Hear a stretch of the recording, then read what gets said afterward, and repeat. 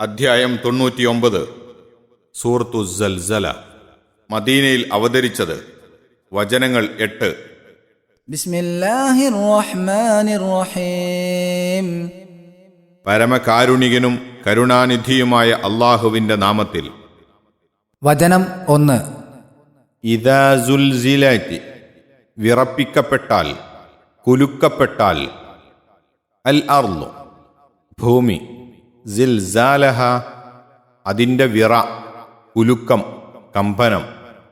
ഇദാ സുൽസിലതിൽ അർദു സിൽസാലഹ, ഭൂമി പ്രകമ്പനം കൊള്ളിക്കപ്പെട്ടാൽ അതിൻ്റെ ഭയങ്കരമായ ആ പ്രകമ്പനം. വചനം 2. വഅഖ്റജതിൽ അർദു, ഭൂമി പുറത്താക്കുകയും വെളിക്കു വരുത്തുകയും. അത്ഖാലഹ, അതിൻ്റെ ഭാരങ്ങളെ, അതിലെ ഭാരങ്ങളെ.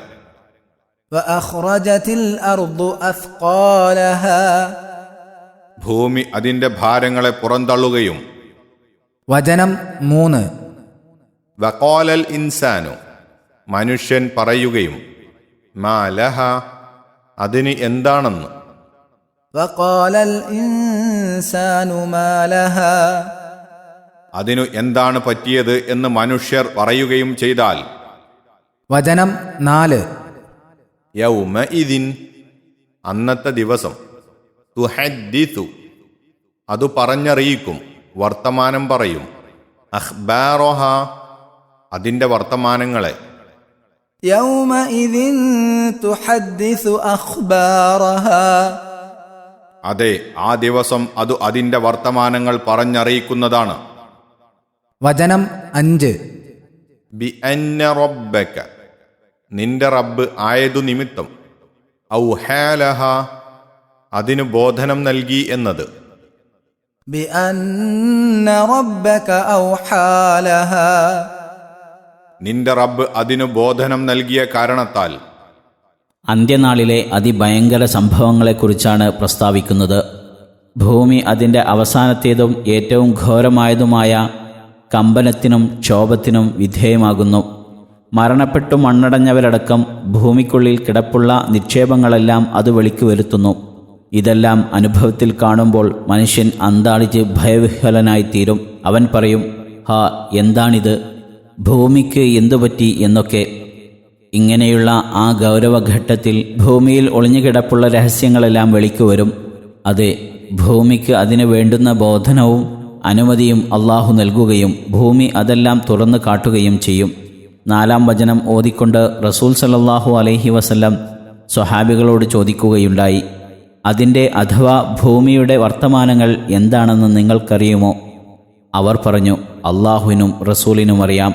അപ്പോൾ തിരുമേനി സല്ലല്ലാഹു അലൈഹി വസല്ലം പറഞ്ഞു, അതിൻ്റെ വർത്തമാനങ്ങൾ എന്നുവെച്ചാൽ ആണും പെണ്ണുമായ ഓരോ അടിയാനും അതിനു മീതെ വെച്ച് പ്രവർത്തിച്ചതിനെപ്പറ്റി അത് സാക്ഷി പറയലാകുന്നു. അതായത്, ഇന്നിന്ന ദിവസം അവൻ ഇന്നിന്നത് ചെയ്തു എന്ന് പറയുക. ഇതാണതിൻ്റെ വർത്തമാനങ്ങൾ.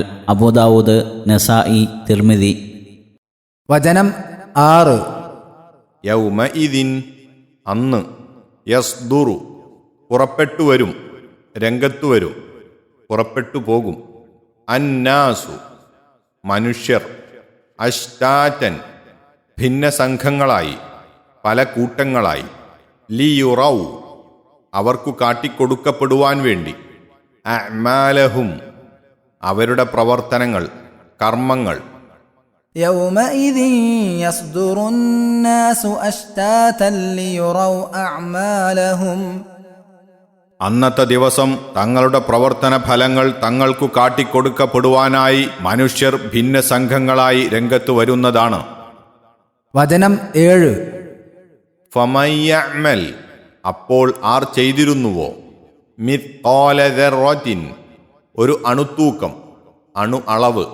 ഖൈറൻ, നന്മ, നല്ലത്, ഗുണം. യറഹു, അവനതു കാണും. ഫമൻ യഅ്മൽ മിത്ഖാല ദർറത്തിൻ ഖൈറൻ യറഹ്, അപ്പോൾ ആർ ഒരു അണുത്തൂക്കം നന്മ പ്രവർത്തിച്ചിരുന്നുവോ അവൻ അതും കാണും. വചനം 8. വമയ്യഅ്മൽ, ആർ പ്രവർത്തിച്ചിരുന്നുവോ. മിത്ഖാല ദർറത്തിൻ, ഒരു അണുത്തൂക്കം, ഷർറൻ തിന്മ, ദോഷം, ചീത്ത, യറഹു അവൻ അതു കാണും. ومن يعمل مثقال ذرة شرا يره ആർ ഒരു അണുത്തൂക്കം തിന്മ പ്രവർത്തിച്ചിരുന്നുവോ അവൻ അതും കാണും. സന്തുഷ്ടരായിക്കൊണ്ടും സന്താപപ്പെട്ടുകൊണ്ടും വെളുത്ത പ്രസന്ന മുഖത്തോടെയും കറുത്ത വിഷാദമുഖത്തോടെയും വലതുപക്ഷക്കാരായും ഇടതുപക്ഷക്കാരായും സത്യവിശ്വാസവും സൽക്കർമ്മവും സ്വീകരിച്ചവരായും അവയെ നിഷേധിച്ചവരായും അങ്ങനെ പല തരക്കാരും സ്വഭാവക്കാരുമായി ജനങ്ങളെല്ലാം ഖബറുകളിൽ നിന്ന് വിചാരണാ നിലയത്തിലേക്ക് രംഗപ്രവേശനം ചെയ്യുന്നു. ഓരോരുത്തൻ്റെയും സകല കർമ്മങ്ങളും ചെയ്തികളും അവിടെ തുറന്നു കാട്ടി ബോധ്യപ്പെടുത്തുന്നതാണ്. നിസാരമെന്ന് വെച്ച് ഒന്നും ഒഴിവാക്കപ്പെടുകയില്ല.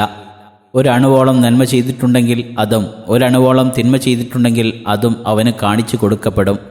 അതതിൻ്റെ ഫലം അതതിൻ്റെ ആളുകൾക്ക് അനുഭവപ്പെടുകയും ചെയ്യും.